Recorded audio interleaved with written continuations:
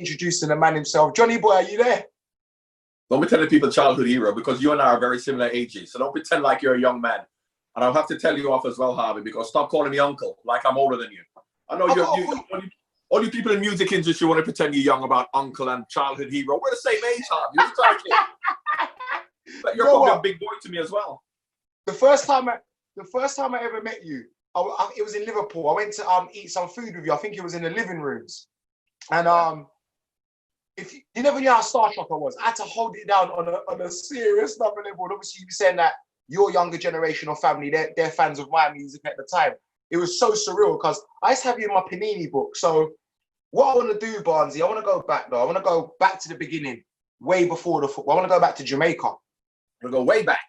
Yeah, way back. I want to go back to Jamaica as a young man, what it was like for you, what your household was like, who was in your household, mum, dad, brothers, sisters. What was it like as a young man in Jamaica?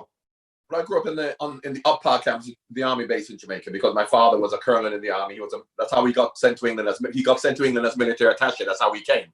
So he was a diplomat, but he was head of the Jamaican army. In fact, he was second in command of the Jamaican army. So since I was born, I was brought up on what used to be in colonial times the British Army base. Yeah, they've got schools, but they've got pools, they've got football pitches, they've got barracks, but they've also got officers' houses. So what happened when my dad was an army officer in the 60s, the British army officers used to have these big houses on 2-acre estates, and the soldiers used to live in the barracks. But because my dad was an army officer, he had one of these houses. Then when, of course, independence came in 62, I was born in 63, the Jamaican officers moved into these big houses on the army base, whereas the other sergeants, the privates, and the normal soldiers, they lived in houses in and around. So I was brought up in a very safe environment on the army base. So from I was young, and we know what Jamaica is like. Jamaica is not the safest place in the world, even back then. However, living on the army base, whereby no one could come onto the army base, obviously for me to go to school, I would have to go off the army base. And my school was a school called St. George's College, which was by Sabina Park, the home of West Indies cricket. So I used to walk across Sabina Park to go to school, and all my friends lived outside the army base. So I was regularly outside the army base. Of course, this is Kingston, Johnny, yeah? This is Kingston, right? Kingston. You know Kingston? Yeah, come on, man. I've been there many times. That's what yeah. But if you know Crossroads, right, New Kingston, I was like a mile from there. So that's where this was. So growing up in Jamaica, I had a very free childhood because, of course, being on the army base since I was 4, 5, 6 years old, when I'm out of the house, your parents don't worry about you because you are on the army base. You can't leave the army base. People can't come on. So I regularly would be out till 11 o'clock at night when I'm 8, 9 years old, where, of course, living in Jamaica, 8, 9, you're not being out till 11 o'clock. But this is an environment that I took for granted. I knew what went on outside. Don't worry, because, I played football out from the schools and from my clubs, and all my friends lived out.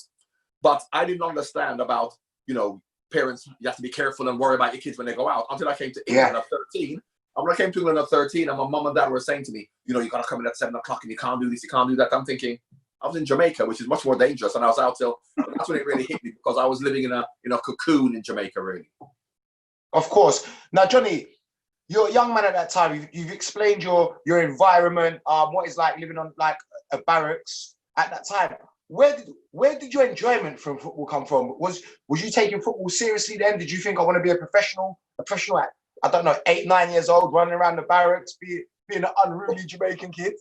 Well, first of all, there was no professional football back then, and I'm not to know that I'm going to come to England. I'm growing up in Jamaica, so I'm playing football in Jamaica like thousands of kids in Jamaica, Africa, all over the world, who aren't playing in a professional environment, but who love football. My dad, as much as he was an army officer, he was a colonel in the army, he played football for Jamaica. Not professionally, because there's no professional football, but he captained the Jamaican national team. He was the president of the Jamaican National Association. So I grew up playing football, since I was 5, 6 years old. So I wasn't dreaming about being a professional footballer, because I'm not to know I'm coming to England, but I know I would have played in Jamaica for a team called Cavaliers. That's my favorite team. I would have played for Jamaica, because you have to remember, all over the world where it's not professional football, people still love football as much as they love it here, even if they're not going to be professional. So, I knew I would play football always. I assumed I'd go to America, football scholarship, go to university as they all do. But I knew I would play football, not as a job, but I knew I would play. And obviously, you said America, that's kind of the nearest country nearer to Jamaica. You're not even thinking of England at this time. Now, when you're a young man, you're running around, like I said, just enjoying the love for the game just naturally, not knowing that you're going to be one of the world's greatest players. Who did you look up to as a young man yourself, who was your biggest inspiration? Who was you following? Well, first of all, my father's my biggest inspiration in life in terms of everything I do: work, family, sport. And don't remember, this is in 1970s, and in the early 70s, we never saw football. So therefore, I didn't know. Of course, I heard of Chelsea and Liverpool or whoever, but I never seen them because you don't get it on television. So, nowadays you're talking about your inspirations being people you see on television, and people see Ronaldo, Messi. Even when I played, people saw them every day. They knew who they were. So I didn't see that. I just knew when the World Cup came along, I knew who I liked. And interestingly, my favorite, if you're asking me when I got a bit older, when I'm 12, 13, my favorite team, until I came to England and realized that that can't be a favorite team, was West Germany. Because in 1972, my father went to the Munich Olympics for his birthday. Okay. On a ticket. And he came back with my first pair of football boots, Adidas Gerd Muller, centre forward for West Germany. Yeah, so I had what a player he was. Gerd Muller football boots. 1974 World Cup. We're watching it live in the National Stadium in Jamaica on a big screen. West Germany versus Holland. I've got my World Cup boots, Adidas, and everybody wanted Holland to win then, Johan Cruyff. But I love Germany. West Germany was my team. Bayern Munich was my favorite team. Wolfgang, you had Sepp Maier, Franz Beckenbauer, the Germans, Wolfgang Overath, Jürgen Grosby, Heinz. I just knew all of the German players, Rainer Bonhoff, Schwarzenbeck, Grabowski. I didn't know any of the England team in 1976, 74. So when I've come now, I love football. I go to school. Who do you like? West Germany, Bayern Munich. Then apparently, which I didn't know at the time, the Germans bombed somebody's chip shop. I didn't know that, you know what I mean? Because they never bombed my chip shop. So when I came to England and I started telling people I love West Germany, they go, no, mate, you got to pick another team. You don't know, because we don't like the Germans here. And that's when I said Brazil and Pele and Blackman and stuff. But I'm confident enough to tell you, West Germany, 1974, 72, all the way up was my team. German what's amazing about that? A lot of the players, like Franz Beckenbauer, absolute legend. And obviously that was when Germany was divided too. They used to wear the green kit, if I'm correct, the away kit, and obviously the white kit with their colours. Now, brilliant. You're inspired. Listen, I know all these players, and I'm 41 years old. You're inspired by a great team there. No matter what, you're not looking at the English leagues. Now, when did your break come, Johnny? When did you know that you had some form of ability that was going to be recognised by, I'd say, obviously, Watford? Forget playing locally in Jamaica. When did this connection come about? That's what I don't even know. And I'm a big fan of you. I like to say that I know a lot about your life. But where did that connection come? When was you first approached? Well, but you don't think about whether you're going to be a professional footballer. You enjoy playing football. So I've come to England at 13 years old. I'm playing in West London for a team called Stowe Boys Club in Paddington. Yeah, all of my mates lived in Harlesden. It was a black team, all black players. All black players playing for this team who won the National Five-a-Side Championship in Sheffield. So it's a very, very good team. And I played for a team who, a lot of the players, equally as good as me, Sylvester Williams, Derek Brown, a lot of them were excellent players. And they never... Bonzi?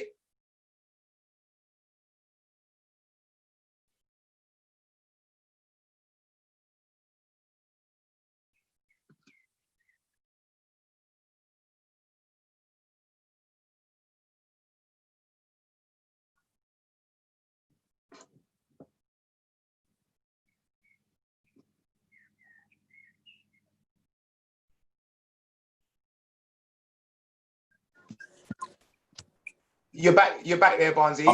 Did you hear what I was saying? Because you went dead, but was I still live or not? So, yeah, you're still live, but wait, let me make sure, because the recording's still on, that's fine. The only thing that's changed is the actual camera angle. 1 minute. Yeah, because what had happened was I couldn't hear you. I couldn't see you or hear you, but I was still talking. But could you hear me when I was talking? Yeah, I could. So you just freeze, but now you're back. You're back fine. Where did I freeze when I was saying what? Can you remember? Literally, when you're talking about the connection and coming to England, when you're playing up for your school, obviously, growing up in Harlesden. Yeah. Did you hear about the Harlesden and all that stuff? Yeah. Yes, that's right. Yeah. Okay. So pick up just from Harlesden. Yeah. Yeah. So when I'm playing in for Paddington, so Stowe Boys Club in Paddington, all my friends are from Harlesden. Great team. We won the National Five-a-Side Championship in Sheffield. I've never been outside of North London, and I'm in Sheffield playing in the five-a-side against people with funny accents, and all these white boys wanted to kill you. You know what I mean? Where the team I played for was an all-black team. We're a fantastic team. I still didn't think about being a professional footballer because my father was it was a diplomatic posting, so it's going to be for 4 or 5 years. So I know we're going back to Jamaica. I'm now 15. We're going back to Jamaica in a year's time. So I'm enjoying my football. Then playing for, and it's so interesting because when people talk about me and the player I was, when I played for that Stowe Boys Club, I played centre-back for the whole time. Because when I went to Stowe Boys Club, an all-black team, and we're winning 6, 7, 8-0, everybody, like you, want to play up front and score goals. They don't want to play at the back. So because nobody wanted to do it, I played at the back. Not because I'm a defender, but because nobody else would do it, and been brought up in a strict household. In the army. My dad said discipline is the most important thing, and I was always disciplined. Forget what people think about me. So the responsibility I felt to the team was I'll play centre back. So I'm playing centre back my whole career for Stowe Boys Club. When I turned 16, now we're leaving the youth club to then go to play for a senior team. So the three or four of the best players are now, because the coach for the youth team coached Sudbury Court. So he's now going to take us to play for Sudbury Court. Now he knows that 16-year-old John Barnes playing in Regent's Park for Stowe Boys Club against 16-year-olds can play centre back.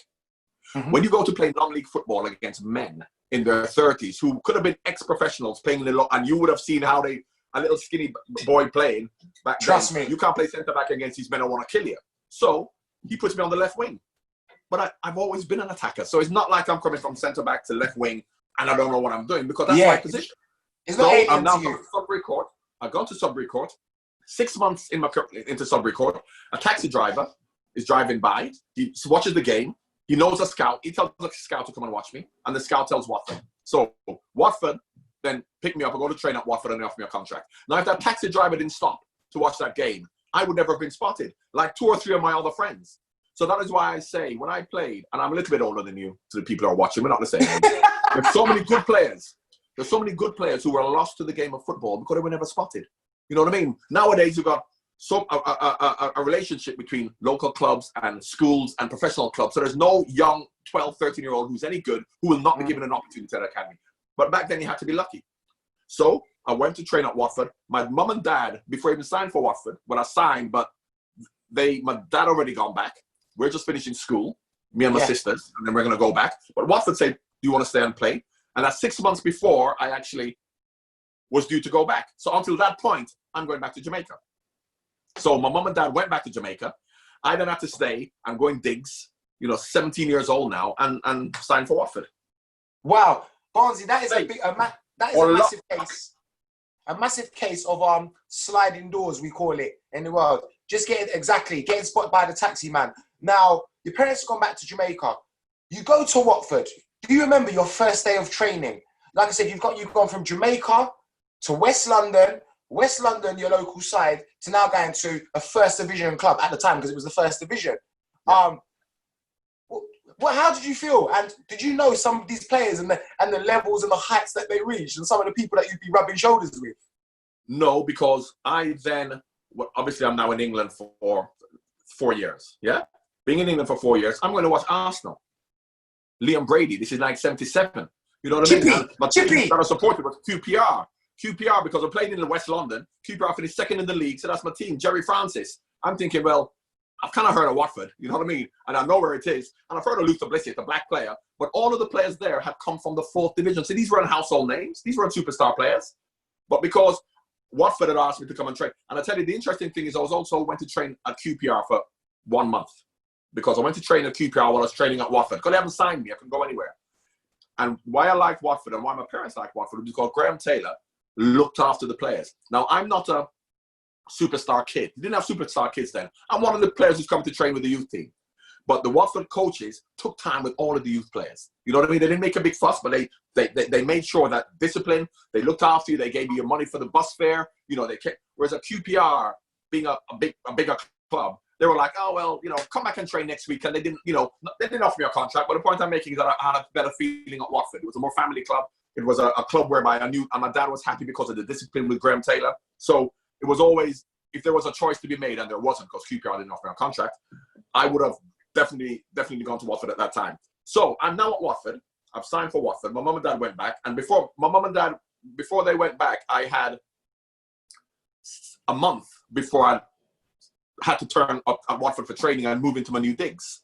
Yes. So my mum and dad have gone back. I've got to go somewhere and live for a month. I'm 17 years old. So my mum had this friend who I just went and stayed with in Brixton until I could move into my digs at Watford. And I've never even met the man before, Harvey. I just went and stayed at Harvey's house. Turned up on my digs.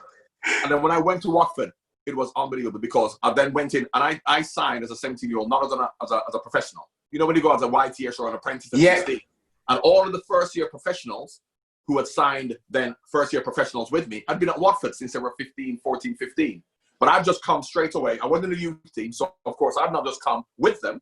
And it's so funny because I've always been fit and Watford trained really hard. So from the first day, with the fitness, with everything, it just felt natural. It just fell into place. So I'm now signed for Watford. First game of the season, but I've got to be in the reserves, or not the youth team. I'm in the reserves. I'm in the reserves, obviously, because I've just signed for Watford. No one knows who I am. I've just come and signed. They know the apprentice who's become first-year professional, so the first-team players knew them, and it's like this young boy Barnes has signed for us. So, yeah, he's good. He's running around. First game of the season, reserve match, Swindon. Now, this is why football was great in the old days, because when you had a reserve match, your reserve match is when football should be played, Saturday at 3 o'clock. Never mind Monday night at 7 o'clock and Sunday at 5. Saturday, 3 o'clock is football time. So, reserve team players now, even though they don't have reserve teams, even in the late days, you played at different times. You didn't play in the stadium. You played whenever you can fit a game in. Whereas the reserves had a proper league, same league as the first team, but you play against the reserves of the other teams. You play at the stadium, Vicarage Road, at 3 o'clock on a Saturday when the first team play away. So the first team play away at Newcastle, first game of the season. I play at home, Swindon. This is my first game for Watford. And I score a goal, and we win 3-0. I think I played well. I don't know. But what happened, that's the first game of the season. First on the Saturday. Luther gets sent off. Luther Blissett gets sent off against Newcastle. First game of the season. So the next game of the season, and how it worked when he got sent off in the old days was that you get a ban for the next game. You don't go to a tribunal and give you a 3-game ban 2 months later. You get sent off, you miss the next game. So the second game of the season, Luther is banned. Graham Taylor puts me on the bench for the first team. Second game of the season. I've had one reserve game against Oldham. So this is now at Vicarage Road. So I'm now in the first team, on the bench, Oldham versus Watford. So I'm sitting on the bench. 13 minutes to go. Graham Taylor puts me on. I've done okay because only 13 minutes ago I didn't score. So third game of the season now, we're playing Chelsea away. Luther is obviously going to come back in the team because he's missed his 1-game ban. So I think I'm going to go back down to the reserves. Graham Taylor doesn't even put me on the bench. He puts me in the team.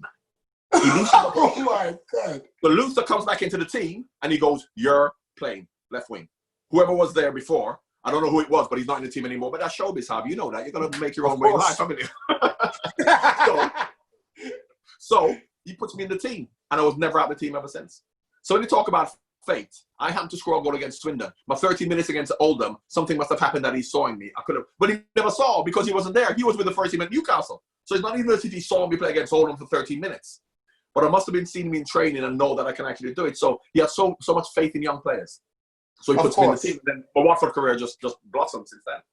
Now, before I go any further, I'd like to say, obviously, rest in peace, Graham Taylor. Absolute legend. I had an experience of working with him on a show. Thank God you worked with him for a lot of your career. Now, things have happened so fast for you at Watford. Like I said, you've gone from one game in the reserves straight into the first team, playing against all these big sides. When did you start to establish yourself in the first team? And did you hit the ground running straight away? When did you score your first team goal? And when did it turn to clubs really monitoring your progress, and especially the big clubs? We need to know all that, Barnesy.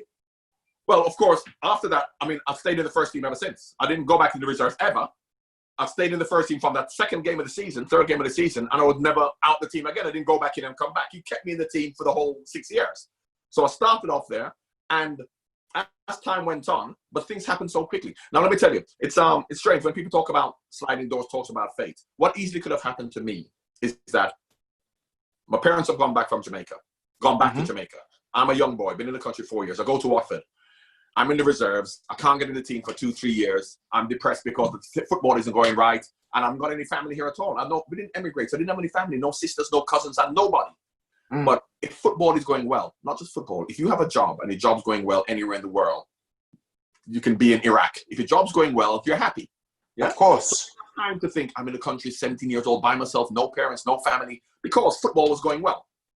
And I was at a club that looked after you. Graham Taylor was so strict with young players, so strict that he looked, and that's why my mom and dad were happy to leave me there, because, you know, he was bringing us in the right way in the terms of the discipline we had. But I never used to drink alcohol until I come to Liverpool. And you know what it's like in Liverpool at 23. But Graham Taylor brought you up in a way that you train, you live life, the work you did in the community. After this, I'm doing a Zoom after this for Luther Blissett, straight after this, for what in the community, because of the things we have to do in the community. We had to devote 15 hours a week in our contract to community service. Obviously, it means something different community service when you're growing up, but we won't get into that. But the community service was we had to do charity work, we had to go to schools, we had to, I mean, you know Watford, yeah? You know Watford. Yeah, so you had the square where there was a nightclub called Bailey's, became Paradox, whatever it is, right? So Destiny's in my time.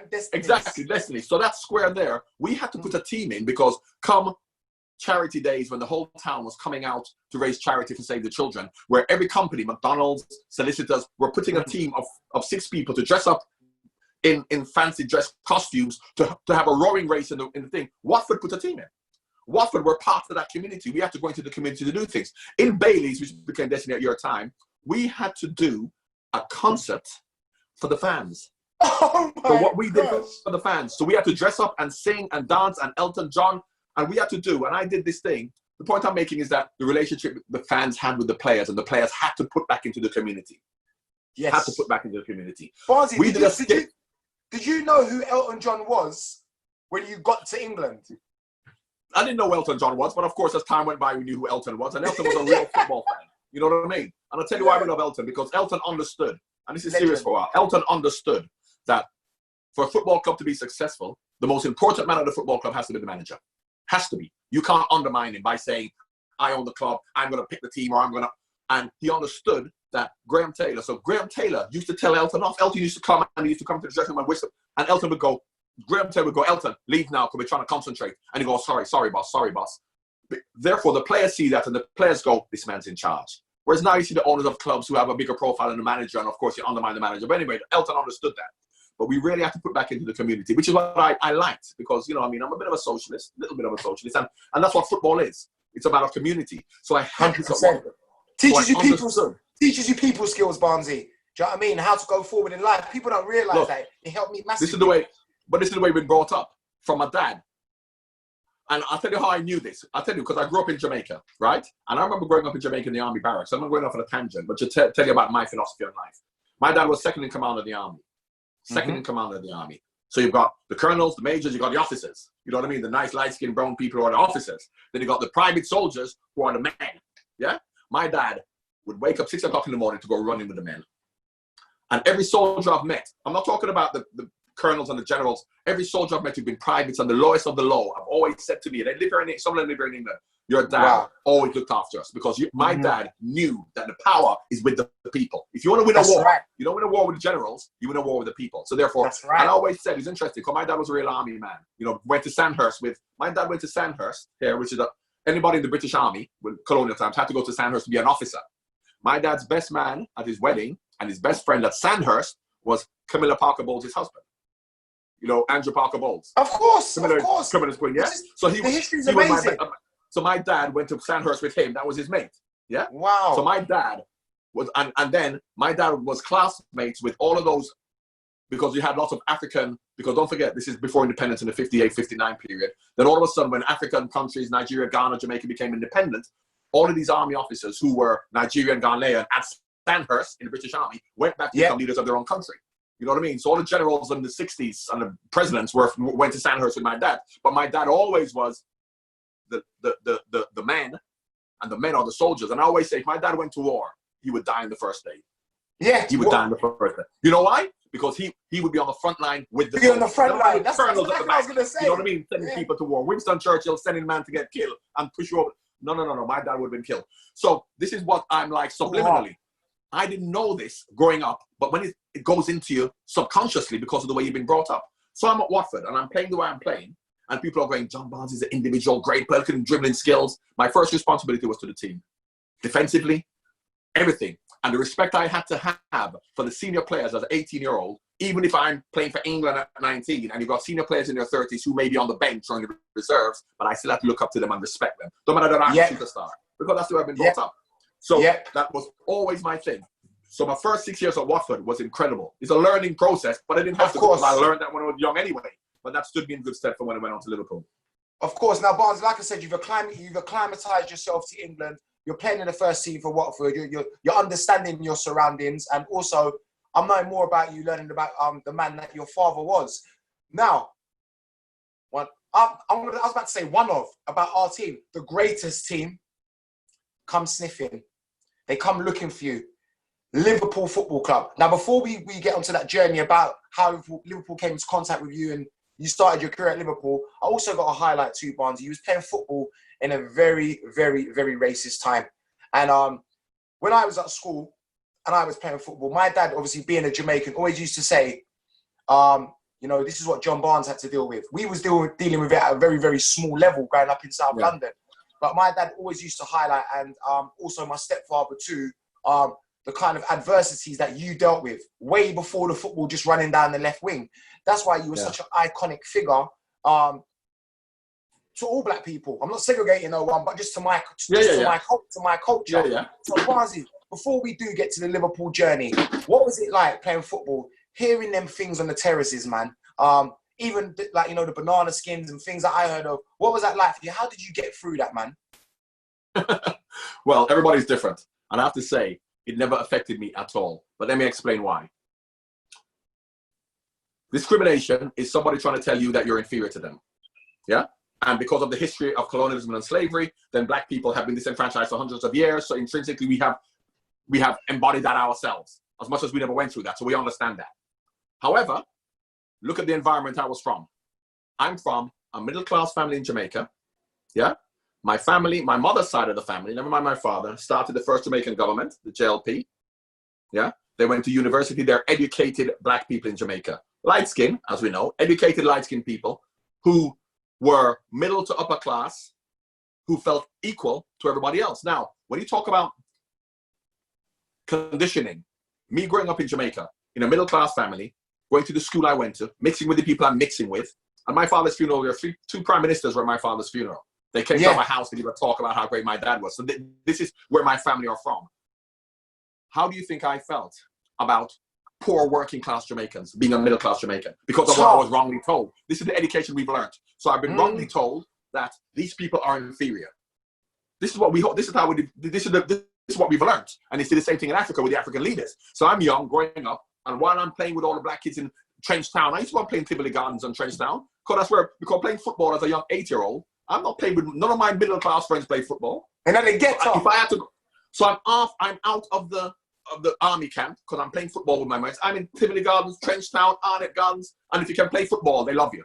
So never mind bad man with gun and thing, because they love you. I'm a middle class boy, but they love me. That's right. So that's fine. So I'm mixing with these people when I'm living.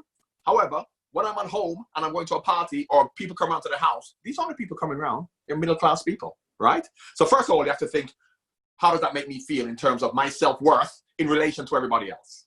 Fine. So I now come to England and I'm playing at football and these stupid people are throwing bananas and calling me nigger and making me, and I'm looking, I'm thinking, you can't be talking about me because I'm fully empowered.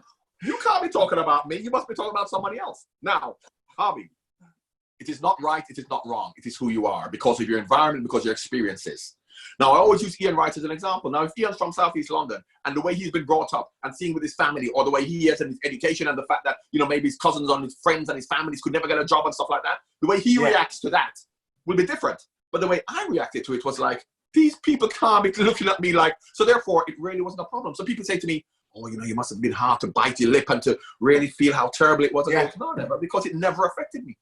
So when they say to me, what would you advise youngster to do? I said, I can't advise anybody because I can tell you what I would do, but that may not be right for you. And if what's right for you is to kick and scream and fight and to go in and thump a man, maybe that's what you've got to do. You can't. And unfortunately, we all think, oh, black people are the same, so we have to do this or you don't do that. No. You're individuals and you've got to individualize us.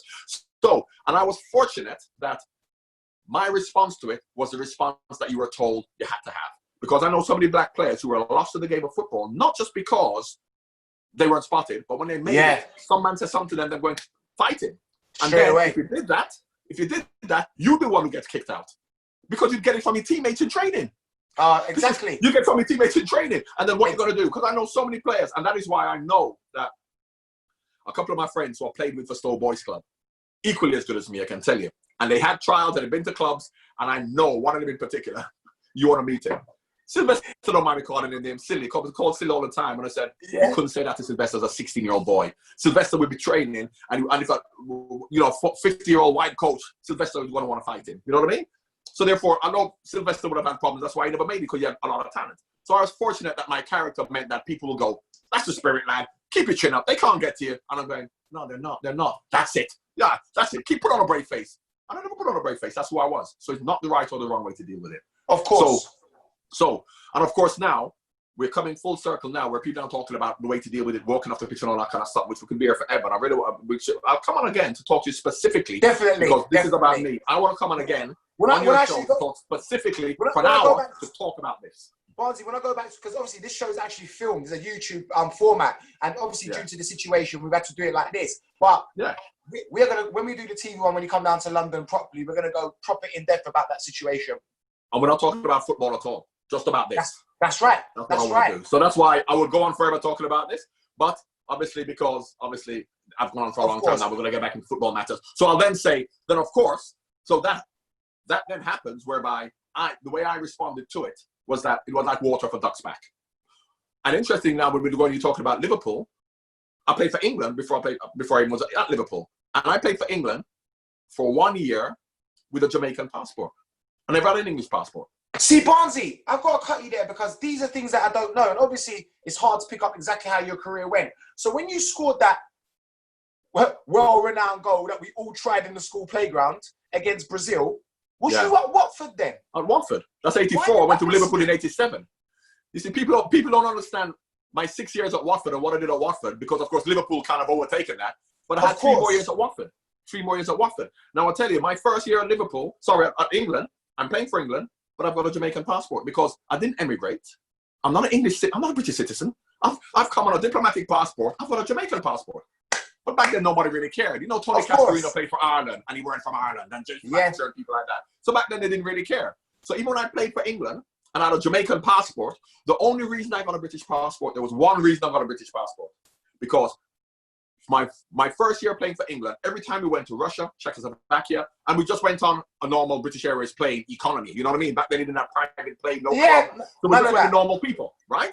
But then when you got in the queue to then go through when you got to Czechoslovakia, I've got a Jamaican passport. I'm going in a different queue to everybody else. So I've got my England suit on, but I'm in a different queue. And of course, they're keeping me at the airport for like an hour to interrogate me. So the players now go, they're on the coach waiting for Barnsley and flipping Barnsley's behind stage because somebody's searching for him. You know what I mean? So so then, all of a sudden, a British passport just turned up on my doorstep. I didn't fill any forms in. Just got a British passport. So in fact, after Brexit, I still think I'm an illegal alien. You know what I mean? So I didn't become a British citizen. I reckon Elton John put in a few words for you there, Barnsley. I'm telling you. So, but this is the interesting thing. A lot of people don't recognize that. And this is how football was back then, which I liked. Before you went to Liverpool, Manchester United, big clubs, what those clubs did was they looked at you, at your other clubs, to show that you had a level of consistency over a period of time before they signed you. So I'm playing for Watford. I'm playing for Watford from 1981. 1982, end of 82, beginning of 83 season, I'm playing for England.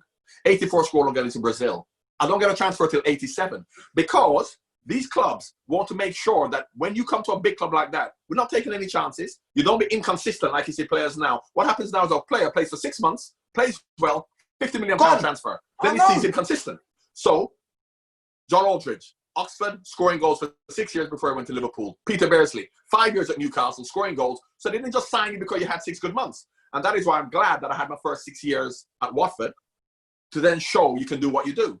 So, and no clubs came calling. Back then, clubs didn't come calling. You played for your club, and that's why players stayed at club for a long period of time. Every now and again, 5, 6 years at a club, 7 years, a club will sign you, and it's not an auction. It's not like everybody's after who's he going to go for. When Liverpool came in for me, they came in for me in the January of 1987. January 87. Graham Taylor said to me, "You're going to Liverpool."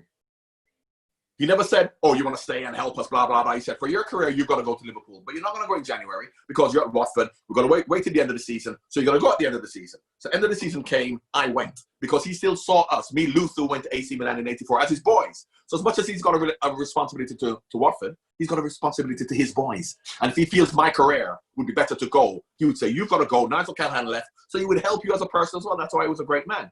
So I then went to Liverpool. But what had happened, and this is a funny story, and I'm going to touch on a funny part of, as much as people don't think things in racism in football is funny. Yeah, but I get it. I've thought on it. So he said, Yeah. I've signed for Liverpool. Now, when I signed for Liverpool, then I went, how did I play at Liverpool? I've been playing for England for 4 years. The goal against Brazil. So I'm an experienced seasoned player. They're not taking a chance. So when I go to Liverpool, I know from day one I'm going to fit in. Yeah? But the fans had a bad attitude towards me because when they came in for me in January, I didn't come. So they thought he'd turn Liverpool down. He's waiting for Arsenal. Liverpool knew I was coming, but back then, you didn't tell stories in the press. You know, now in the press, it's like, he's coming, he's not coming, all that. Back then, Liverpool were happy. They knew I was coming. I knew I was coming, but we never said a word. But the press speculation was John Barnes snubbed Liverpool. So when I first signed for Liverpool, Liverpool fans, before I played the first game, who does John Barnes think he is? He didn't want to come to Liverpool because they hadn't seen me play and I didn't do it. So therefore, I understood that there was a little bit of animosity towards me. Yeah. And my friend, Charlie, I don't know if you met Charlie, the DJ, my mate, who became my mate. Of course I know Charlie, man. Right. Of course. So Charlie used to go to the game. And Charlie goes to me, you know that time between the January and the July, when he didn't come, of course he came in the July. He said there are these two old white guys used to sit in front of him. He goes, they used to say, who does Barnes thinks he is, turning Liverpool down? This is like in February, March, April. You know, we've never had any black players, but Harvey and he wasn't good enough, blah, blah, blah. Black players don't make it. They don't like the cold and they're not hard enough. You know, all those same kind of usual stereotypes. So they said that all of this was going on with these two old white guys, yeah, before I came. So I'm now signed for Liverpool. First game away, Arsenal. And this is a new team. Dalglish retired. Russia's now gone to Juventus. How are Liverpool going to play without those two? And then from the first day in training, never mind the first game, me, Aldridge, Beardsley, everything fell together. And we just played so well as if we played together all our lives. First game at Arsenal, we won 2-1. And we had to play the first 2 games away from home because there was a hole in the cup, so we couldn't play at home, the first 2 or 3 games. So by the time the first home game came, the fans were excited. A new Liverpool team playing a different brand of football, Beardsley, Aldridge, Barnes. So by the time the first home game against Oxford, everybody's excited, right? So, Oxford at home, first game of the season, I scored a free kick after about 30 minutes.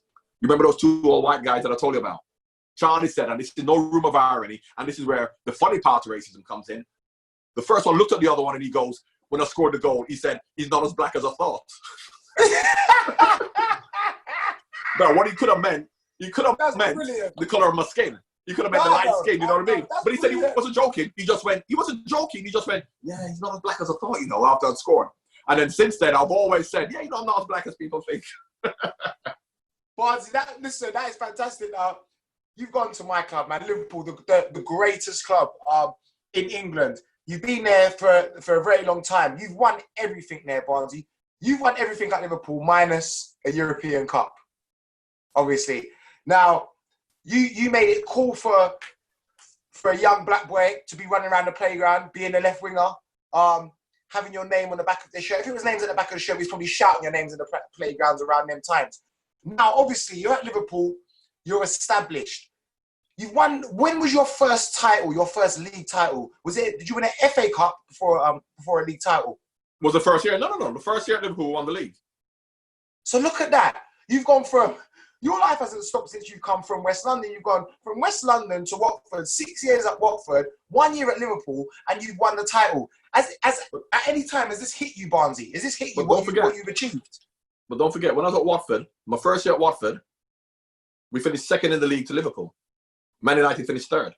Watford had come from the 4th, 3rd, 2nd, 1st division. Every team. And our first year in the 1st division, we finished second to Liverpool. And all of the players, 90% of the players came from the 4th division. Watford didn't sign players. I was a young player, not a superstar player, Nigel Cannon, Steve Terry, and the rest of them, Luther was in the 4th division. So that shows what a great job Graham Taylor did. He didn't sign players to win the league, and we finished second to Liverpool in the league. We got to the cup final the next year where we lost to Everton. Oh, that's right. We beat Kaiserslautern to get to the quarterfinals of the Cup, UEFA Cup, because we finished second. So nowadays, you finish second, you're going to the Champions League. Back then, you finished second, you're going to the UEFA Cup. Yeah, that's right. In the first place, so therefore, we got to the quarterfinals of the UEFA Cup. So Watford were on this roll. You know what I mean? So all this was happening. Then I come to Liverpool, and then the first year, we win the league. First year, and because they'd done the double in '86, why didn't we do the double my first year? Who beat us in the final? Wimbledon. I know. So we would have done the double that year if we beat Wimbledon. I cried my eyes out. I know. I remember. So, Sanchez. And then the second year, we could have done the double again because we won the FA Cup, Hillsborough. And then what happened? It was on yesterday. Arsenal last game of the season. So that's 2 years in a row we conceivably could have done the double. And the third year, we won the league again, and Crystal Palace beat us in the semi-final. So at Liverpool, everything was happening every year. Now, I say that I felt I played under Bill Shankly. Kenny Dalglish was the manager, because when I went to Liverpool, they did the same things that Bill Shankly did. They did the same things in the training, in the kit, in the way that we conducted ourselves. It's a culture. It was like Watford in a different way. When I talked about the relationship we had with Watford fans in terms of the community work we had to do, in Liverpool, and as you know, in Liverpool, you don't like scousers, don't like arrogant people. Yeah? So the football players at Liverpool have to have a relationship with the fans. They can't walk around with their nose in the air pretending they're better than them. So Liverpool players had to. Watford needed to do that, because Watford is only going to get its support from Watford. So it needs to put back into the community. Liverpool will get support from all over the world, London, everywhere. But they still feel, because Bill Shankly felt, we had to have a responsibility to our fans, because the community is the most important thing. Now, our community in a football team is not the first 11. It's not the first 11 on the subs. First 11 subs, youth team players. First 11 subs, youth team players, staff, dinner lady, coach driver, fans. That's the community. And you have to have respect for everybody. And that's a Liverpool thing. We always felt that, you know, in London, clubs like Tottenham, they're fancy dans and they're superstars and they don't really mix with the community and stuff like that. And I'll use my favorite player ever. And as a player who I thought could never play for Liverpool, but he's the greatest player, in my opinion, English player, technically, Glenn Hoddle. If you look at Glenn Hoddle's technique, he was unbelievable. We used to watch him after training for England. Me, Brian Robson, everybody used to sit down and just watch Glenn juggling the football. And he was incredible. But in the 80s, mid-80s, when I'm playing for England, English football wasn't about technique. It was about fighting. So that's why Glenn was appreciated. So no matter how good Glenn was, he could never play for Liverpool. It's not that he's better or he's worse. The characteristics, very much like what Jurgen Klopp has now, would he rather have Kevin De Bruyne, who everybody loves, or Jordan Henderson? Or James Milner as opposed to David Silva. So it's not right and wrong. It's a culture that suits you. And the Liverpool culture suited me, because it was a culture of humility, togetherness, of the team being the most important thing. And I tell all Liverpool fans this: no matter how the way the fans see us, and the fans may see Mo Salah, Firmino, the fans saw Ian Rush and Kenny Dalglish better than Sammy Lee and Terry McDermott, but they never saw themselves that way. And the strength of Liverpool was never, the strength of any team is not the superstars, it's the other players. So when Liverpool won the European Cup in the 70s, it wasn't because of Dalglish and Rush and people like that. It was because of the Sammy Lees and the Jimmy Cases and the Jim Beglins. They are the ones who have to be as appreciated by their teammates. And that is what Liverpool always was. So the lessons I learned when I came to Liverpool in terms of humility, as much as we're superstars or people are treating us that way, we have to have a humility and a respect for the fans and for each other and the game of football and the way to treat success and failure. I'll tell you, and I tell people this all the time, the biggest lesson I learned at Liverpool, first year we won the league.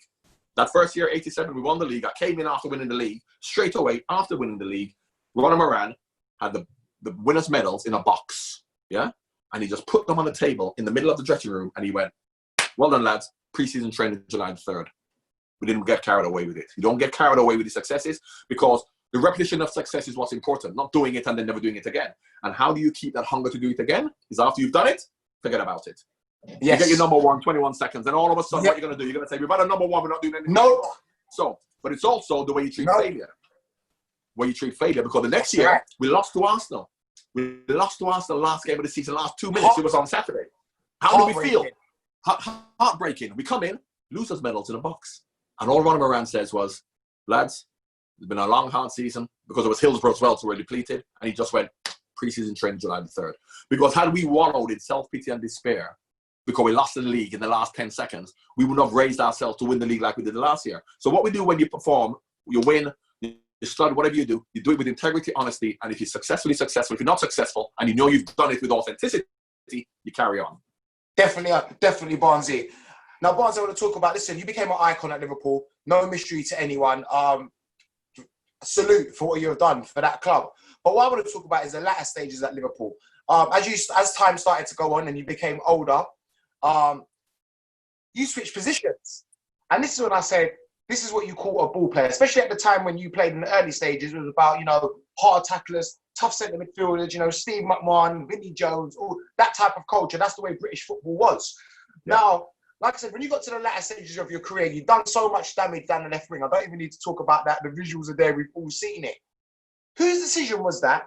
Now that you're a senior player, player now too. You've got the younger players coming through, the Robbie Fowlers, the Jamie Redknapps, whoever. Steve McManaman, yeah. Yeah, Steve McManaman. Whose decision was that to make you drop into midfield? And you became captain too. Yeah. Well, first of all, when I first went to Liverpool, you mentioned about what we've won with him in the European Cup. Liverpool was banned from Europe for 5 years. That's right, of course. After Heysel, right? Due to the situation, now, what would happen now, Peter Beardsley, highest transfer fee of England at the time. They wouldn't go to a club that's not going to be in the Champions League because they want to play in the Champions League. But back then, you go to the club who your heart is and who you want to play for. It doesn't matter. So it didn't bother me Liverpool weren't in Europe. And I was, I could have maybe gone to another club who could be in Europe, but it's like, no, because we want to play for Liverpool, who's the best team. That's why you go to clubs. Not because they're doing well or because they're going to be in the Champions League, because that's who you want to play for. That's the first thing. Now, secondly, when you say whose decision it was life's decision. Because, you may not remember, 1992, Euros, England, going to the Euros in 1992. Yep, clearly. The last game before the last friendly against Finland, Euro 92, I'm going to the Euros. I've been injured a little bit during the season, but Graham Taylor said to me, he was the manager then, you play centre forward for England, yeah? This last game, because you're going to get fit, run around, and then we're going to the Euros next week, Finland. That's when I ruptured my Achilles tendon in that match. That's right. Now, when I ruptured my Achilles tendon, I didn't know at the time, but obviously after I retired, I met the surgeon who did the operation. He said, when you turned up at the hospital after rupturing your Achilles tendon, he said, you're never going to play football again. That's what he said to himself. So they repaired my tendon, yeah? And of course, he didn't tell me that because you've got to keep positive that you're going to play again, yeah? So then, ruptured Achilles tendon, out for 6-7 months. I've now come back to play. And it's only when I look at myself now and I'm thinking, you don't look like you're running. At the time, we don't know it, but I'd lost all my pace because if you look at my calf now, I've lost 2 inches off it and it never came back. So from being the dynamic player I was, if I wanted to play again, I had to change the way I played. So I went to central midfield and I played it happily, as much as people may not have appreciated me and what I did before, but I'm still playing for another 6 years, happy to be involved because, Harvey, what did I say to you right at the start? Where did I play for Stowe Boys Club for 4 years? At the back. Centre back. Because that's what I had to do.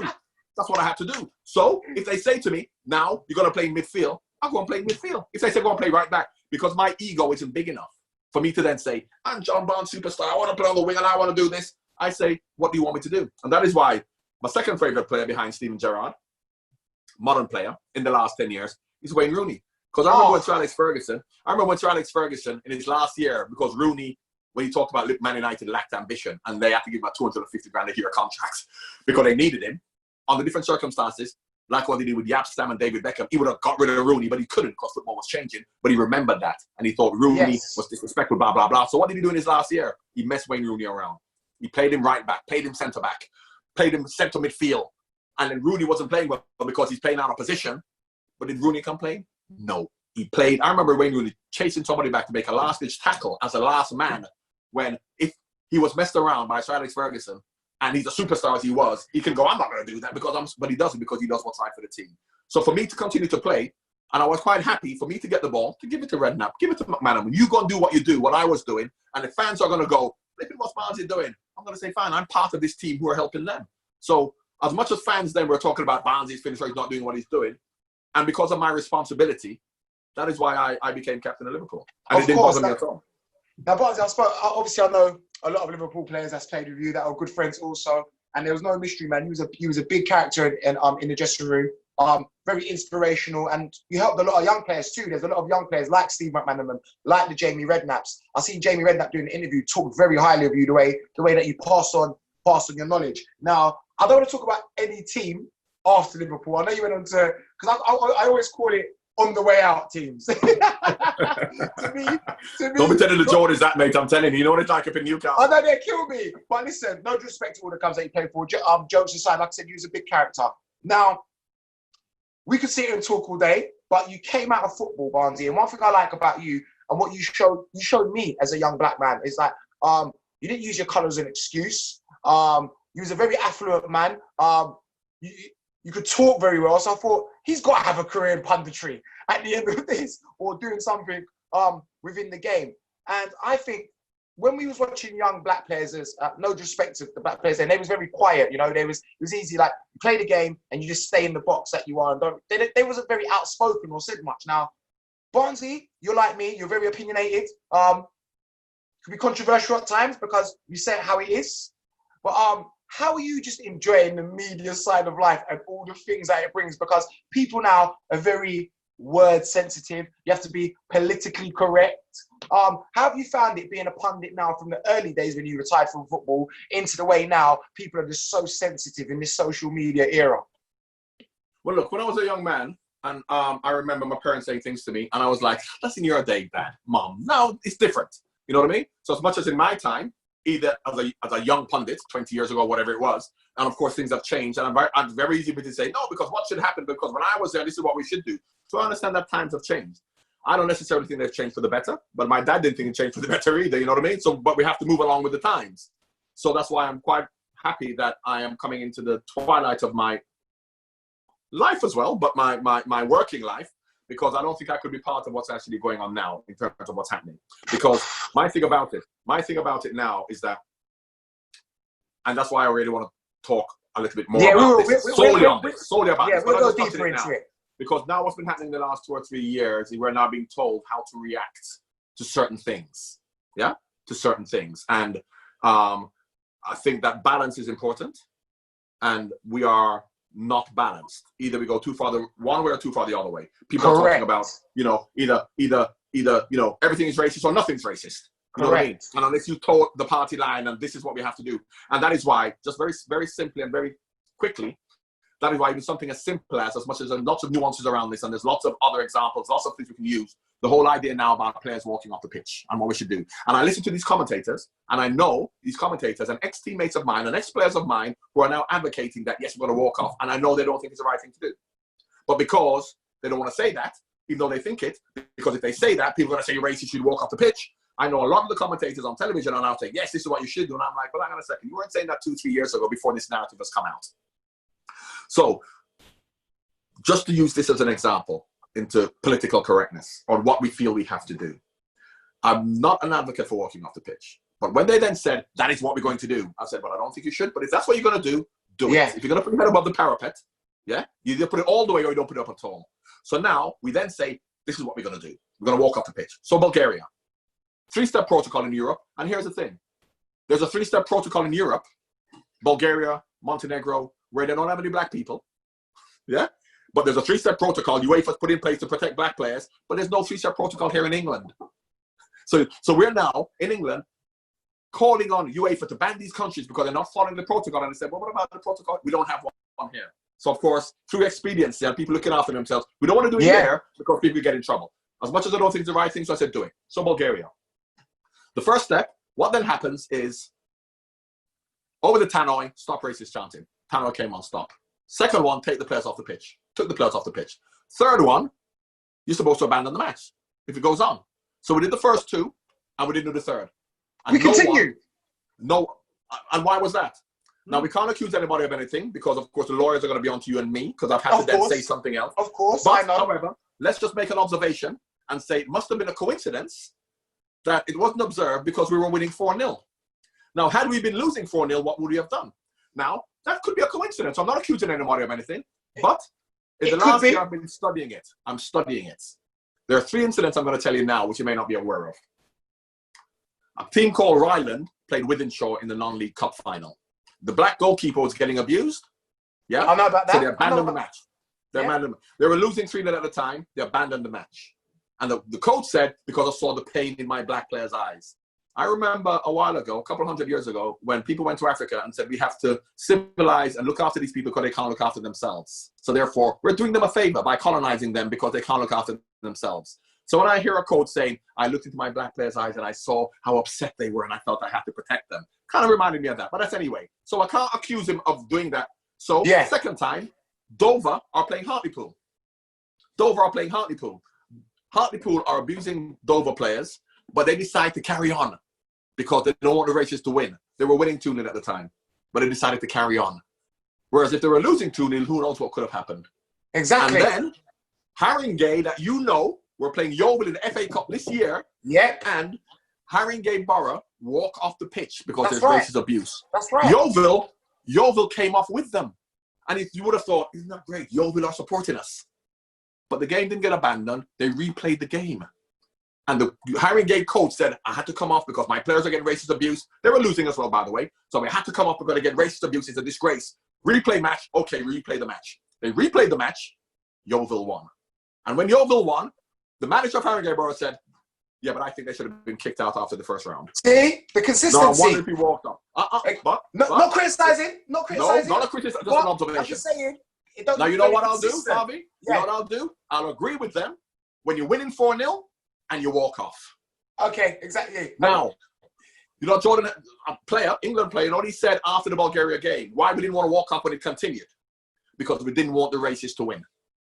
So if you think by walking off they're going to win, why walk off in the first place? If you think that's going to make them win. Yeah. And that is why we can't do things like that in football, because what's going to happen? Secondly, you looked at the Tottenham versus Chelsea game when Rudiger felt he was being racially abused. Yeah. And that match could have been abandoned. And it was in newspaper everywhere. And Tottenham in their new fancy stadium, because they've got all of the modern techniques, have gone through video footage, video analysis, recognition, and there was nothing. There's no culprit, no one charged. Exactly. Because, so what it was abuse. Yeah. It was abuse. Now, are we saying we can't abuse players? Now, we can't racially abuse players, but this is where the whole idea of walking off the pitch, because we then had a situation not long ago when Norwich played Tottenham, and Eric Dyer went into the stand to fight somebody because he said his brother was fighting because somebody abused him. So now we're saying you can't even abuse players. Now, that's not racist abuse. They're probably saying, Eric Dyer, you're crap. And now you are fighting because of that?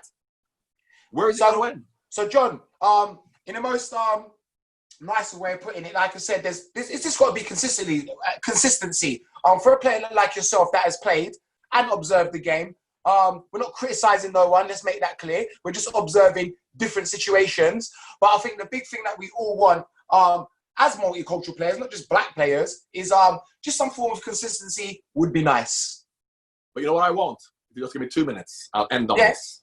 Are we going to end or not yet? No. I'm going to end. There's something I want to ask you, but on this topic, let's talk about this. Yeah. I'm going to end on this topic. People accuse me of criticizing young black footballers, Raheem Sterling, Jadon Sancho. I'm going to give you 2 examples of what I want. First of all, can you see my bookcase here? Yep. Every one of those books, I can get them out and show you later. It's about racism, racial nuances, the uncomfortable truth of racism. It's about the complex situation of racism, how complicated it is. Racism is an institution that's been around for 300 years, which was sold on us, to us, not just black people, but to white people, by the brightest minds, anthropologists, geneticists, the most intelligent people in the world. Yeah, sold us this story of racial hegemony, of racial superiority and inferiority. So people think racists are stupid. You know what I mean? They're stupid people. No, they're not. They were the most intelligent people who, to legitimize colonialism and slavery, created this narrative that black people are inferior. And that has been going on for years. And now in the last 20 years, we say, you know, everything you've learned, subliminally and otherwise. Oh, that's wrong. Why? Because we're all created equal. Do you think we're going to change it just by saying that? So that's the first thing. So first of all, it's understandable. It's understandable. So how are we going to get rid of it? How are we going to get rid of it? My greatest inspirations, apart from my dad, 3 people. Nelson Mandela, Martin Luther King, and interestingly, let me talk about Mahatma Gandhi first. Gandhi was a real freedom fighter for equality. That's correct. Equality for Indian people, not for black people. Now let me explain, because he was a product of his environment, a product of his time. So he was as racially biased as anybody else. But this is what he learned in the temple in London, in a Western educated society. We're going to go, oh, Gandhi's racist.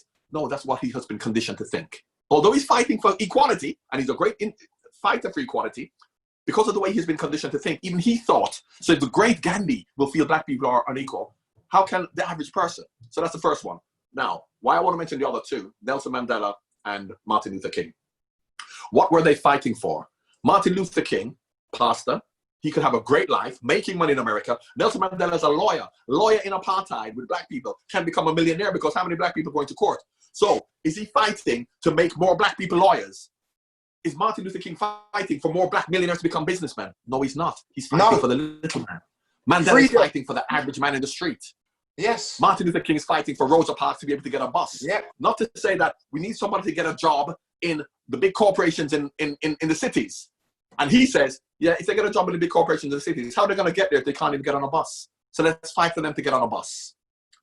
I've gone a long way around to come back to what I was talking about when they say I'm criticizing Jadon Sancho and Raheem Sterling. So when Jadon Sancho says that young black footballers are going to be put off football because of racism in Germany and racism at the highest level. I said, okay, go. Let them not play football. You're from Kennington in the Oval, black area, disenfranchised, people can't get jobs, young kids can't get an education. Yeah. So don't become a footballer. Stay in your communities. Yeah. Stay in your communities. If you want to see real racism, you do that, because real racism takes place there. When Raheem Sterling gives 100 kids cup semi-final tickets, Manchester City, I said, Raheem, you know what you should do? Don't give them cup semi-final tickets. Take them into a press conference and say, these young kids from Stonebridge Park, near Harlem where I played, a bad area, knife crime, disenfranchised, can't get jobs, can't get opportunities. Take them to a press conference and say, these kids aren't being given an opportunity. They're not being given any kind of help, vocation, education, social opportunities. That's going to help them. And that's what you should do. Now, as a young footballer who has a voice, and that's what I say about young people who have voices, young elite black people have voices, let's not talk about what we do for ourselves. Let's not talk about we need more black footballers to earn 100 grand. Let's talk about what's going on in inner cities, because you have that voice.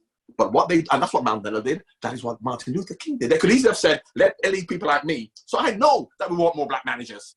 You know what I mean? I know. Of course. But the way we're going to get more black managers is if we create an environment down there to help the people down there. And I'll tell you why. Because the narrative is, when we get up there, we'll pull you up. Yeah? Get a black man to the top and we'll pull him up. Yeah? That can work. But how many black men can you pull up, first of all? And secondly, Yes. would it be better to create an environment down below to create a platform for people to climb up themselves? There You you can go. get many more people climbing up yourself than you pulling them up. And once you get into an institution, and that is why you don't see me much on Main Street now anyway, because if they then, and Harvey, you know me, we laugh, we joke, we have a laugh. You want to rap? You want to sing? You want to tell jokes? Fine. Exactly. But if you want to talk about racism, I will not compromise on what I'm saying. So There I will you not go. go on television. I will not go on Sky. I will not go on television. And when they say the party line, what happens here? And well, what you should do, and we need more black. So you want to see the amount of black positions that are being created at the top for a few token ones who you can get up there, and then they're happy to do that and maybe get people like themselves. So what Raheem Sterling's agent is saying, Raheem is now saying we need more black agents. And when you have rap stars talking about we need more black people getting Oscars, and we don't need black people getting Oscars and Emmys, and yeah, okay, that's fine, we understand that. But what we need to do is to create an environment down there to help those people. And we have the voice to do it. But we're not using our voice to do that. We use the voice to say, let us help more elite people like me. Bonzi, this is the program. This is the next program. Get back to football. Of course. Listen, I always say it's always easier to say these things when you're at the top. But like I said, it starts from grassroots. And as you know, I'm a Battersea boy. I'm a Battersea South London boy. So solid, you know, we've been through it. We come through struggle. We fought for where we got to. And I always believe that even with regarding that situation with the Jadon Sancho and Raheem Sterling and yourself, the media feed the people what they want to feed them. And I believe that if you know, myself, you, Jadon Sancho and Raheem sat down and we actually had this exact conversation right now, everyone's outlook would be different. But and I believe the way a lot of these no offense or disrespect to them, but the way a lot of the press officers at the clubs are advising the young players and the things that they're telling them to say, sometimes you got to go against the grain and understand the roots of your culture and just what you explained, where we come from, and it's got to come from grassroots. You can't just say we should be doing this right now when they need the platform to get to that position. Which, Bonzi, I know you inside out. I've spent immense time with you over the last 15 years. That's obvious. So I believe that even in that situation, I know Raheem very well. I believe you've been advised differently, or it got lost in translation. I got where you was coming from. Yeah. I know they're young men and they're still learning. Yeah, do you know what I mean? I get that. But I believe that if we sat in a room, like I said, forget cameras, forget media, me, you, Jade and Raheem, and had this conversation, it'd be a whole different outlook if they just understood what you said.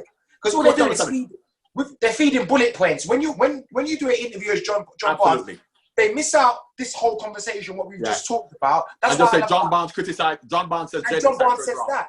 Now, I know you, so for me to see that come across my screen on Sky Sports, I'm quite offended for a man that, if I do go Malcolm X, Martin Luther King, I say John Barnes too, because you are all guys that have all broke barriers. You broke so much barriers that you put me in a group that we went on to break barriers.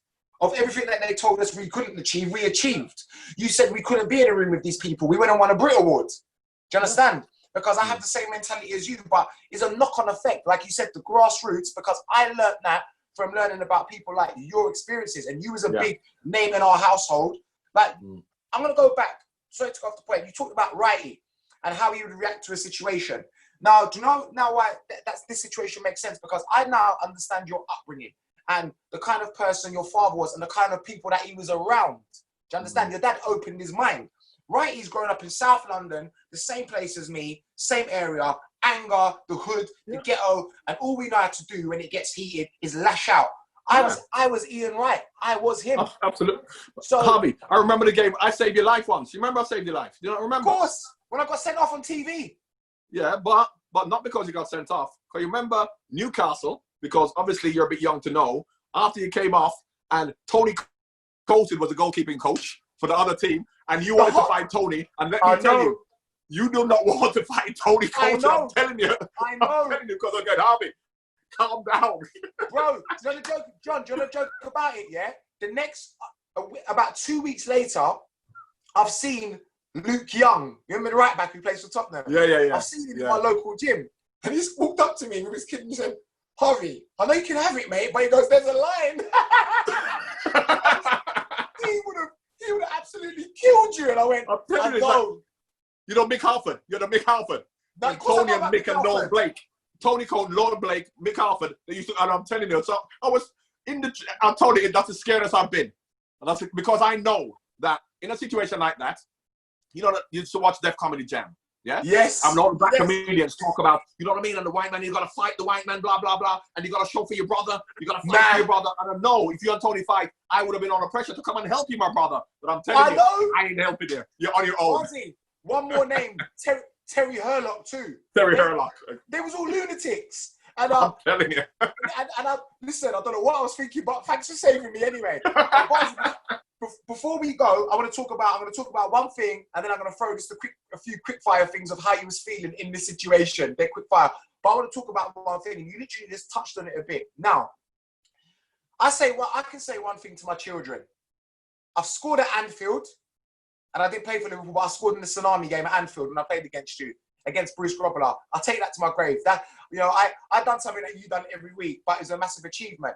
Then I get a phone call that one day, we're going to play against the greatest players in football on a televised show. We're going to train for 4 weeks by your ex-manager, Graham Taylor, and he's going to get us to some form of level that we can play against these players. Now, me saying it right now is laughable. Okay, yes, 3 of us have played at a decent level. I've played League 2. You knew I could play. The rest of them, I'm carrying a bunch of soap stars and musicians. Yeah. Now, the first game, and this is why I need to talk about this. I'm going to talk about when you mess with legends. This is from my perspective. First game, I would always say the pros didn't take it serious, and they didn't expect us to be Graham to get us to such a level that we could actually give you a game. And that was the greatest day of my life. Was seeing some of the greatest players in football absolutely rattled. Like, whoa, we need to wake up. We're going to try. Yeah, we're going to try now because you know you can put us to bed when you're ready. Brilliant. So the first year we've got ultra, you know, oh my God, we nearly beat them. They're not as good as people say they are, because you get carried away. This is all us getting excited. Graham's gone to us, guess what? They want another one. Yeah, let's have them. I'm going to get Barnsley now. Now, this is where we learn serious lessons. So I get in the tunnel. First thing that happens to me is that Barnsley's a good friend to me. You come out, and you have this absolute attitude of a warrior. You don't want to talk to me. You abuse me as soon as you get in the tunnel. Righty walks out and abuses me. Yeah, with love. With love. Righty abuses me in the tunnel. Des Walker abuses me in the tunnel. Because they're like, you're the mouthy one. We're going to get you. So I was like, oh, God. Anyway, game's kicked off. I don't mind it, Barnsley, because I'm up for it. I don't go hiding from nothing, because that's what you sign up for. Yeah. But anyway, all I remember, I'm going to talk about the first 15 minutes. Peter Reid's tackle on Jonathan Wilkes. Okay? Fine. So I'll never forget this. There's 50,000 people at St. James's Park. You're looking in my eyes. You're going, yeah. You're going, yeah. So I'm thinking, oh my God, they're really up for it this game. Peter Reid's absolutely smashed Wilksy. Second incident. This is where stuff became real. A header. Wilksy goes up for a header. Des Walker, cheekbone on his head. Bam. Wins the ball and also splits open Wilksy's head. I'm looking around like, oh my God, there's all this claret everywhere. You lot are flying in with tackles. You're really up for it. I don't know what to do. I'm from South London, apart from just start arguing with everyone because what's going on? You turned around to me and you went to me, this is exactly what you said to me when we were on the floor. You had your hands behind your back, and my stepfather said, this is when you don't mess with legends. You went, tough at the top, isn't it, Harvey? Tough at the top. You said that to me in St. James's Park. You had your hands behind your back and you said to me, you see your problem with you lot? Too much mouth. Too much mouth. And you walked back, and I've never been so humbled in my life. But that's when he wanted to fight Tony Coton after that, wasn't it? I just, But then you St. James's Park. I mean, Barnsley, all I can say is, like, when I actually stepped on that pitch, jokes aside, I actually realised what it took to play at that level. And for a moment, I got home. I remember I got home and I spoke to my stepfather, and he said he was there. And I said, what was it like being on ground level? And I said, these guys are winners, man. I mean, I cannot imagine what they was like in their prime, because they're old and they still took the mick out of us. Do you know what I mean? Yeah, but Harvey, it's like anything else. It's like, if I say I want to be a rapper, blah, blah, blah, I don't know the work it actually takes. So you give me a mic and I can have a little rap, whatever, but the work you've got to put in. Golf, exactly. Boxing. Everybody can do a little boxing. I can box. And of course, I can box. And because I'm a sportsman who then knows when fans say, shout at you on the pitch and go, flipping into your footballer, I could do that. I know you can't. As much as if I didn't do that, I would think I can go and box a little boxer. You know what I mean? But because I know that, I will give a man and say, listen, that's his business. That's what he does. That's what he does. He's a specialist. And that is why when you talk about football, people don't appreciate, because you played at a high level. If you're playing League Two, that's a high level. Because don't forget, you've got 20 levels beneath you. I'll use my son as an example. My son's a banker. He got a first in maths at least, very bright. Played for Chester Reserves. Yeah. He was 18, 19. When he played around this area where we live, my son was a fantastic footballer. He was a great footballer, better than any other kids around here, yeah? Yeah. And him being one of the best players around here meant at best, if he could even play League Two at best, that's where we would get to. And he was a fantastic footballer. So imagine having to play Championship or Premier League. But even to play League Two, you've got to be a great player. So when you have people who don't even play Conference or don't even play Middlesex League, and they're watching football and going, if I was there, I'd be able to do that. You have to give people the respect when they get to that particular level. I play tennis, and when I'm watching tennis, and all of a sudden, Rafa Nadal hits the ball in the net, and I go, flipping hell, Rafa, hit the ball in the net. I could have made that shot. You go out there and do it. 120 miles per hour serves, and you realise, do you know what I mean? It's a lot. Remember, Barnsley, you know, my childhood was me, Sean Davis, Clinton Morrison, Rio Ferdinand. That was our age group. Hayden Mullins. Look at all these boys went on to have amazing careers. So I was around winners too. Now, Barnsley, thank you very much, man. Listen, we could go on forever. We're going to save it for the actual proper live interview on the cameras. But before you go, Barnsley, I'm going to throw a few quick fire questions at you, and you've got to answer them as quickly as you can. How you was feeling in that moment. Go on then. Right. One word answers?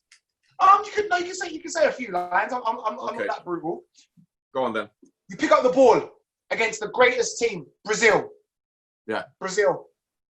Yeah. Maracana Stadium. When you get the ball before that goal, what was you thinking? Yeah. Who can I pass to? There's no player who scored a goal by dribbling from the halfway line who has meant to do that when he first gets the ball. The first thing you can do, any footballer, when you get the ball, is, can I pass to somebody else? No. Somebody in front of me, I've got to take him on. So you take him on. Then, who can I pass to? You don't see anybody else, so you keep going. So I never meant it. I didn't think I'm going to do that when I first got it. And if you ask me if I knew what I was doing, I was reacting to people in front of me. Let me tell you something. Every free kick I've scored, I remember. Because when you score a free kick, you consciously think, what I want to do when the ball is down, I want to bend it over the wall into the top corner. You think that before you do it. So when you do it, you remember thinking that's what I wanted to do. When you score a goal by dribbling, all you're doing is instinctively reacting to what the man does. Because if I say I want to go to the left and he moves to the left, I'm going to go to the right. So I don't know what he's going to do. So I don't know what I'm going to do. I have to do the opposite to him. So consequently, after you go, so when I've scored a goal and I've scored and I've come round, if you say, can you remember what you did? I'll go, not a clue. So when I see it on television, it's like having an out-of-body experience. I know it's me, but I think I don't remember doing any of that. And they were pissed anyway, weren't they? They must have been pissed when I was on the beach. I know, I've been down my whole life to ask you that. Next one. I've got to bring it up, man. 1989. 1-0. In your head, we're like, yeah, we won it, man. We won it.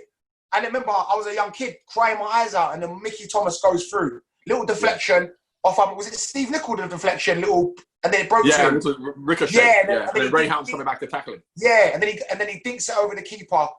Anfield, you know, capacity. How did you feel?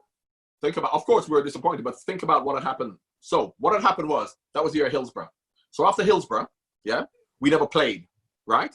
So, because we never played for about 6 weeks, we had games to catch up, right? So in 2 weeks, we had to play 6 matches. And what had happened was we had games to catch up because we weren't playing. We played Celtic as a warm-up game. We beat them 4-0. Then we had to catch games up. Arsenal were on top of the league, but we had like 4 games in hand. But we had to catch those games up. We had to play 3 matches a week. And we went boom, boom, boom, won all the games. And the game before the Arsenal game, yeah, we won 4-0. In winning 4-0, that meant that we could afford to lose 2-0 and still win the league because we had a better goal difference than Arsenal. That's right, the goal difference. I remember clearly. But if we hadn't won those games, yeah, or hadn't won by 4-0 and we needed to either win or not lose that game, I think we would approach it differently. But the fact that we knew we could lose 1-0, we played that game differently. And secondly, we didn't think about the fact that we had to play 5-6 matches in 2 weeks. It just really just took it out of us. Yeah, of course. And then I watched the game yesterday and we just never performed. But people forget that we had a 6 game in 2 weeks to catch up. The emotions that we've been through in terms of going to funerals and people dying, we didn't think it at the time. And I'm not using that as an excuse because at the time, I never thought of it at all. It's only to think about what you actually went through in hindsight because John Aldridge felt it. And I didn't at the time. But when he went, you remember we had to play 6 matches in 2 weeks? I thought, I don't remember that. And everything that we have gone through. But that's football. Amazing. And the last one, Barnesy. Aside from the Brazil goal, because that's your best goal ever. I don't care what you say. Your best goal in English football for Liverpool Football Club. You can't include Watford. Your best goal for Liverpool, because I'm a Liverpool fan. Queen's Park Rangers. What year? That first year, 87. So I'm gonna YouTube that tonight. From the halfway line, when I won the ball on the halfway line and I went through from the halfway line. Look at that goal. QPR versus Watford. That's your best goal ever in Liverpool shirt. Personal favourite. John Barnes, thank you very much for sharing the time with me. I know we're in a mad situation, but once we can resume some normal contact, Barnes, the usual, man, it'd be lovely to see you. Thanks again. Thanks once again. Don't worry, mate. I definitely want to come on to have some proper reasoning with you. Definitely. About real life. And we'll catch up soon, Barnesy. Take it easy. Nice to see you. God bless. Take care. Bye-bye. All the best.